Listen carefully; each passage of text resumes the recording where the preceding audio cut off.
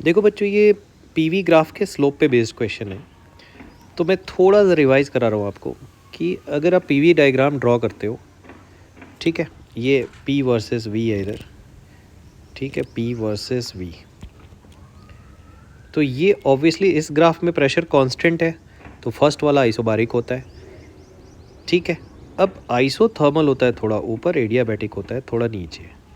ये आइसोथर्मल है, ये एडियाबैटिक है, और ये आइसोकोरिक है, आइसोकोरिक है, और ये आइसोबारिक है। तो याद क्या रखना है, ये 1 2 3 और ये 4, बस इतना याद रखना है कि आइसोथर्मल थोड़ा ऊपर होता है, एडियाबैटिक थोड़ा ऐसा होता है, उसका स्लोप मोर नेगेटिव होता है। कॉन्सेप्ट ये है। तो अगर आप इधर की तरफ देखोगे, सेम इनिशियल पॉइंट से अगर ये एक्सपैंड करता है तो आइसोथर्मल ऊपर होता है, एडियाबैटिक नीचे। बट यही ग्राफ अगर इधर देखोगे, ये वाले थर्ड ग्राफ को आप ऊपर ले जाओ, तो ये ग्राफ आपको ऊपर दिखेगा और आइसोथर्मल नीचे दिखेगा, मतलब सेकेंड वाला नीचे दिखेगा। तो यहाँ हो क्या रहा है, they are moving towards same final point, मतलब इधर वाला केस है। तो ज़्यादा नेगेटिव स्लोप किसका है, बी का, ए का लेस नेगेटिव है। तो बी तो हो गया बच्चों एडियाबैटिक, पहले तो स्लोप मुझे पहचानना था, एडियाबैटिक, और ए हो गया आइसोथर्मल, ठीक है। अब ये थोड़ा सा मैंने रफ डायग्राम बना दिया है, ठीक है, कोई बात नहीं, फ्री हैंड ड्रॉ कर दिया है। अब यहाँ ध्यान देते हैं, बी है एडियाबैटिक, ए है आइसोथर्मल। ए को आइसोथर्मल किस में बोला गया है, P V equal to constant, ये आइसोथर्मल है 1 में बोला गया है, और P V raise to power gamma equal to constant, ये एडियाबैटिक है, ये प्रोसेस बी को बोला गया है। तो फर्स्ट तो बिल्कुल करेक्ट हो गया बच्चों, क्योंकि बी एडियाबैटिक है, ए आइसोथर्मल है।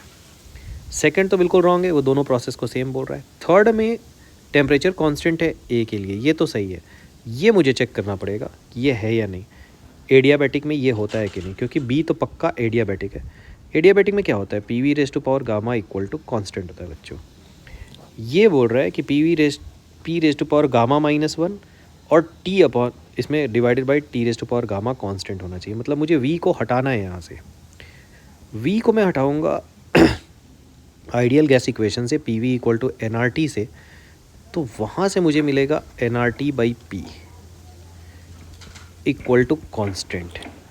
ये क्या मिल रहा है मुझे, ये मिल रहा है मुझे, अगर आप ध्यान से देखो, P raise to power gamma और नीचे से ये आया 1 upon T raise to power gamma equal to constant. ये मिल रहा है मुझे P ऊपर टी की पावर गामा और नीचे P की power gamma equal to constant. तो इसका रेसिप्रोकल भी अगर मैं ले लूँ तो वो कांस्टेंट ही रहेगा। तो इसका रेसिप्रोकल ही तो ये है बच्चों जो लिखा हुआ है, P raise to power gamma -1 upon T raise to power gamma, मतलब थर्ड भी हमारा आंसर है।